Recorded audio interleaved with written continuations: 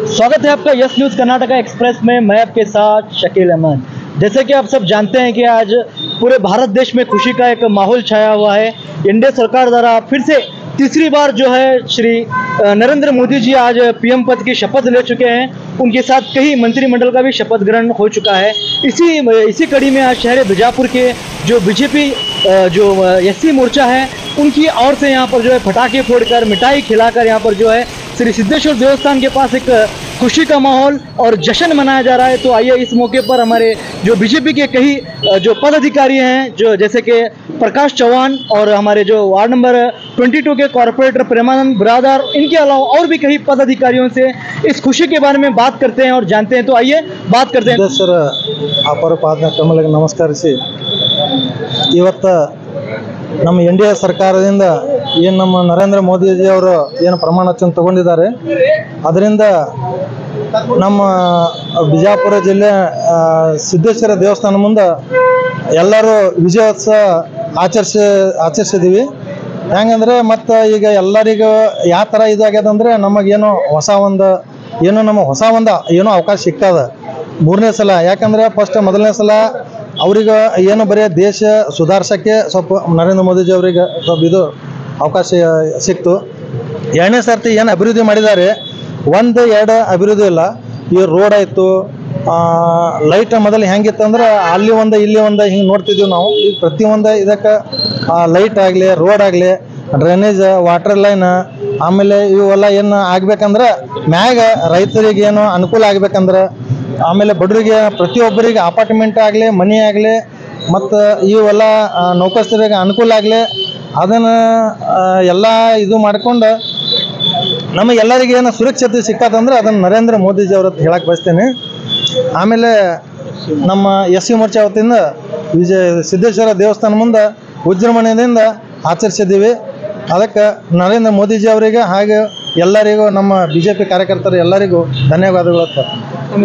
ಪ್ರಕಾಶ್ ಬಾಳು ಚವಾಣ, ಎಸ್ಸಿ ಮೋರ್ಚಾ ನಗರ ಮಂಡಲ ಅಧ್ಯಕ್ಷರು। ಮೂರನೇ ಬಾರಿಗೆ ಭಾರತ ದೇಶದ ಪ್ರಧಾನಮಂತ್ರಿಯಾಗಿ ಆಯ್ಕೆಯಾಗಿ ಇನ್ನು ಪ್ರಮಾಣ ವಚನ ಸ್ವೀಕಾರ ಮಾಡುವ ಒಂದು ಶುಭ ಗಳಿಗೆಯಲ್ಲಿ ಇಡೀ ಭಾರತ ದೇಶದ ಪ್ರತಿಯೊಬ್ಬ ಭಾರತೀಯ ಜನತಾ ಪಕ್ಷದ ಕಾರ್ಯಕರ್ತರು ಮತ್ತು ತಾಯಂದಿರು, ಯುವಕರು, ಹಿರಿಯರು, ಸಾಕಷ್ಟು ಜನರ ಅಭಿಮತ ಏನಂತಂದ್ರೆ ಮತ್ತೊಂದು ಬಾರಿ ಈ ದೇಶಕ್ಕೆ ಪ್ರಧಾನಮಂತ್ರಿ ನರೇಂದ್ರ ಮೋದಿಜಿಯವರಾಗಲಿ, ಈ ದೇಶ ಸುಭದ್ರವಾಗಿರಲಿ, ದೇಶ ವಿಶ್ವಗುರು ಆಗಲಿ ಮತ್ತು ಆರ್ಥಿಕ ಪರಿಸ್ಥಿತಿಯಲ್ಲಿ ಮೂರನೇ ಸ್ಥಾನಕ್ಕೆ ಏರಲಿ ಅನ್ನುವಂಥ ಏನು ಭಾವನೆ ಪ್ರತಿಯೊಬ್ಬ ನಾಗರಿಕರದಿತ್ತು, ಅದು ಕನಸು ಈಡೇರಿದ।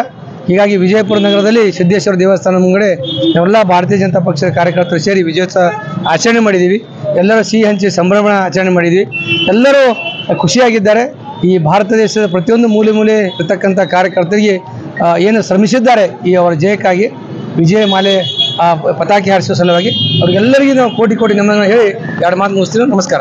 ಇವತ್ತು ಭಾರತ ದೇಶದ ಇತಿಹಾಸದಲ್ಲಿ ಐತಿಹಾಸಿಕ ದಿನ। ಇವತ್ತು ಸ್ವತಂತ್ರ ಸಿಕ್ಕ ಬಳಿಕ ಗಾಂಧಿ ಮನೆತನದ ಬಿಟ್ಟ ನಂತರ ಬೇರೆ ಪಕ್ಷ ಮೂರನೇ ಬಾರಿಗೆ ಪ್ರಧಾನಮಂತ್ರಿ ಆಗಿರ್ತಕ್ಕಂತಂದ್ರೆ ಭಾರತೀಯ ಜನತಾ ಪಾರ್ಟಿ ಮಾತ್ರ ಅನ್ನುವಂಥ ಈ ಸಂದರ್ಭದಲ್ಲಿ ಸಾಬೀತು ಮಾಡಿ ತೋರಿಸಿದೆ। ಸನ್ಮಾನ್ಯ ನರೇಂದ್ರ ಮೋದಿಯವರು ಪ್ರಧಾನಮಂತ್ರಿ ಆಗಬೇಕು ಅನ್ನುವಂಥ ದೃಷ್ಟಿಯಿಂದ ಜಗತ್ತಿನ ಜನನೂ ಕೂಡ ಬಯಸ್ತಾ ಇದ್ರು, ಭಾರತ ದೇಶದ ಜನನೂ ಕೂಡ, ಅದು ವಿಜಾಪುರದ ಎಲ್ಲ ಜನರು ಕೂಡ ನರೇಂದ್ರ ಮೋದಿ ಪ್ರಧಾನಮಂತ್ರಿ ಆಗಲಿ ಅಂಥೇಳಿ ಇವತ್ತು ಬಿಜಾಪುರ ಜಿಲ್ಲೆಯ ನಮ್ಮ ಲೋಕಸಭಾ ಅಭ್ಯರ್ಥಿಯನ್ನು ನಾವು ಗೆಲ್ಲಿಸಿ ಕಳಿಸಿದೆವು। ಇವತ್ತು ಒಂದು ಅತ್ಯಂತ ಸಂತೋಷ ಸಮಾರಂಭದಲ್ಲಿ ಭಾರತೀಯ ಜನತಾ ಪಾರ್ಟಿ ವಿಜಾಪುರದ ನಾವೆಲ್ಲ ಕಾರ್ಯಕರ್ತರು ಇವತ್ತು ಸಿಹಿ ಹಂಚಿ ಪಟಾಕಿ ಸಿಡಿಸಿ ಸಂತೋಷ ಸಂಭ್ರಮವನ್ನು ಆಚರಣೆ ಮಾಡ್ತಾ ಇದ್ದೆವು। ಕಾರಣ ಅಂತಂದ್ರೆ ಭಾರತ ದೇಶ ವಿಶ್ವಕ್ಕೆ ಗುರು ಆಗಬೇಕು, ಭಾರತ ದೇಶ ಅಭಿವೃದ್ಧಿ ಆಗಬೇಕು, ಭಾರತದಲ್ಲಿರ್ತಕ್ಕಂಥ ಎಲ್ಲರಿಗೂ ನ್ಯಾಯ ಸಿಗಬೇಕು, ಕಟ್ಟ ಕಡೆಯ ವ್ಯಕ್ತಿಗೂ ಕೂಡ ನ್ಯಾಯ ಸಿಗಬೇಕು ಅನ್ನುವಂಥ ನರೇಂದ್ರ ಮೋದಿಯವರ ಕನಸೇನದ ಸರ್ವವ್ಯಾಪಿ, ಸರ್ವಸ್ಪರ್ಶಿ, ಸರ್ವವ್ಯಾಪಿ, ಸಮಬಾಳು, ಸಮಚಿತ್ತ ಅನ್ನುವಂಥ ಸರ್ವ ಸ್ಪರ್ಶಿ ಆಗಬೇಕು ಅನ್ನುವಂಥ ಏನು ಕನಸದ ಆ ಕನಸ ಈಡೇರಲಿ ಅನ್ನುವಂಥ ದೃಷ್ಟಿಯಿಂದ ಈ ಸಿದ್ದೇಶ್ವರನಲ್ಲಿ ನಾವೆಲ್ಲರೂ ಕೂಡ ಪೂಜಿಸಲಿ ಪ್ರಾರ್ಥನೆ ಮಾಡೆವು। ಎಲ್ಲರಿಗೂ ಶುಭವಾಗಲಿ ಅಂತ ಹೇಳಿ ನರೇಂದ್ರ ಮೋದಿ ಅವರು ಒಂದು ಪ್ರಧಾನಮಂತ್ರಿ 3ನೇ ಬಾರಿ ಪ್ರಮಾಣ ವಚನ ಸ್ವೀಕಾರ ನಮಗೆಲ್ಲರಿಗೂ ಸಂತೋಷದ ಒಂದು ವಿಷಯ. ಇನ್ನೊಂದು ಸಂತೋಷದ ವಿಷಯ ಅಂದರೆ ನಮ್ಮ ಬಿಜಾಪುರ ನಗರದಲ್ಲಿ ಒಂದು ಜಿಲ್ಲೆಗಳಿಂದ ರಮೇಶ್ ಜಿಗಜಿಣಗಿ ಸಾಹೇಬರು ಒಂದು ಲೀಡ್ ಆಗಿ ಒಂದು ಆರಿಸಿ ಬಂದಿದ್ದಾರೆ. ಅವರಿಗೊಂದು ಇದು ಪ್ಲಸ್ ಪಾಯಿಂಟ್ ನಮಗೆ. ಬಟ್ ಇನ್ನೊಂದು ಹೇಳಬೇಕಂದ್ರೆ ಎಲ್ಲರೂ ಪ್ರತಿಯೊಬ್ಬರು ಕಾರ್ಯಕರ್ತರು ಯುವಕರು ಎಲ್ಲರೂ ಒಂದು ಸಪೋರ್ಟ್ ಮಾಡಿ ಬಿಜೆಪಿಯನ್ನು ಆರಿಸಿ ತಂದಿದ್ದಾರೆ ಬಿಜಾಪುರ ನಗರದಲ್ಲಿ. ಇದೊಂದು ನರೇಂದ್ರ ಮೋದಿ ಅವರಿಗೆ ಪ್ಲಸ್ ಪಾಯಿಂಟು. ಮತ್ತು ಇನ್ನೊಂದು ಹೇಳಬೇಕಂದ್ರೆ ನಮ್ಮ ಬಂಜಾರ ಸಮಾಜದವರು ಹೆಚ್ಚಿನ ಮತಗಳಿಂದ ನಮಗೆ ರಮೇಶ್ ಜಿಗಜಿಣಗಿ ಆರಿಸಿ ತಂದು ಮೋದಿಯವರಿಗೆ ಸಪೋರ್ಟ್ ಮಾಡಿದ್ದಾರೆ. ಇನ್ನೊಂದು ನಮ್ಮ ಯುವಕ ಮಿತ್ರರಂತರೂ ನಗರದಲ್ಲಂತರೂ ತುಂಬ ಸಪೋರ್ಟ್ ಮಾಡಿ ತಮ್ಮ ಕೆಲಸಗಳನ್ನು ಬಿಟ್ಟು ಎಲ್ಲರೂ ಕೆಲಸ ಮಾಡಿದ್ದಾರೆ.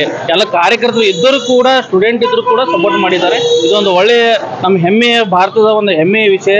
ನಾವೆಲ್ಲರೂ ನರೇಂದ್ರ ಮೋದಿ ಅವರಿಗೆ ಮುಂದಿನ ದಿನಗಳಲ್ಲೂ ಸಹ ಅವ್ರಿಗೆ ಒಗ್ಗಟ್ಟಾಗಿ ಮಾಡೋಣ, ಅವ್ರಿಗೆ ಆಶೀರ್ವಾದ ಮಾಡೋಣ.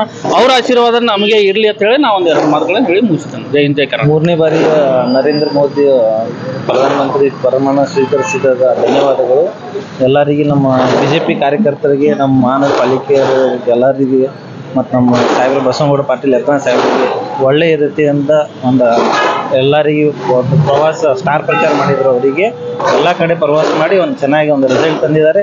ಎಲ್ಲರಿಗೂ ಧನ್ಯವಾದಗಳು BJP.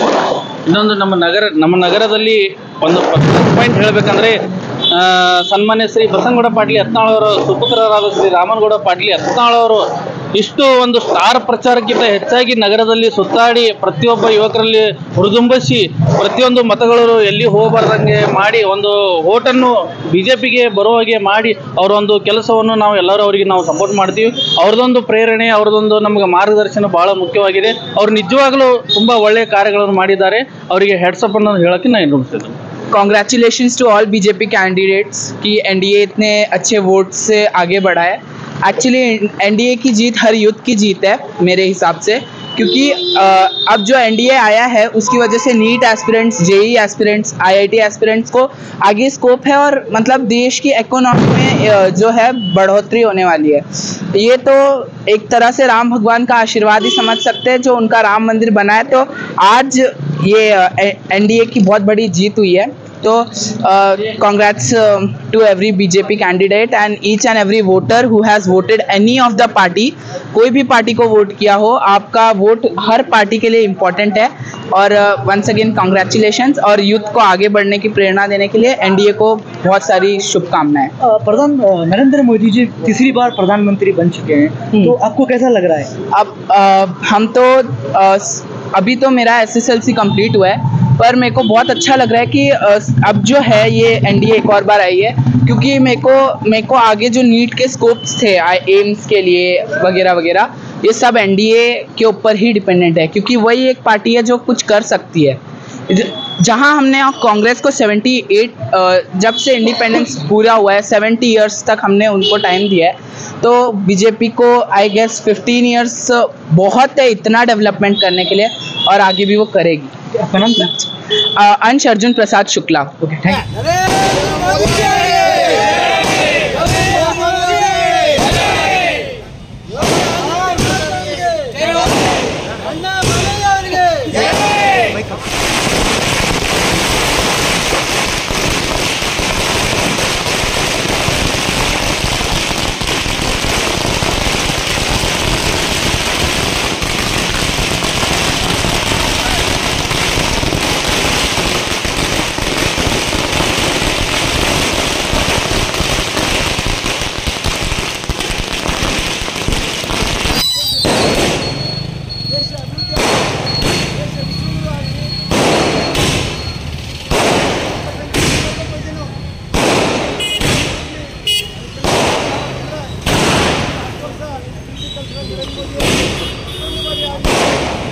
जैसा कि आप देख रहे थे हमारे साथ बीजेपी के कई पदाधिकारी कार्यकर्ता बात करते हुए अपनी खुशी जाहिर कर रहे थे.